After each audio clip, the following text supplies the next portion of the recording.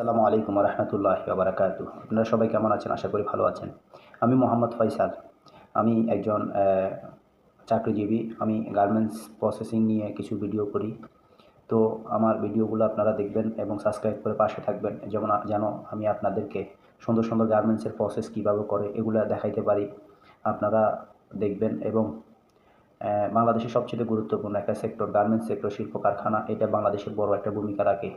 তো এই গার্মেন্টসটা আসলে কি, গার্মেন্টসে আসলে কি কাজ করে, কিভাবে কাজ করে, কিভাবে একটা জ্যাকেট তৈরি করে, কিভাবে একটা প্যান্ট তৈরি করে, এটা আসলে সবাই জানে না। বাংলাদেশে সবাই জানে না, যারা গার্মেন্টসে চাকরি করে শুধু তারাই জানে।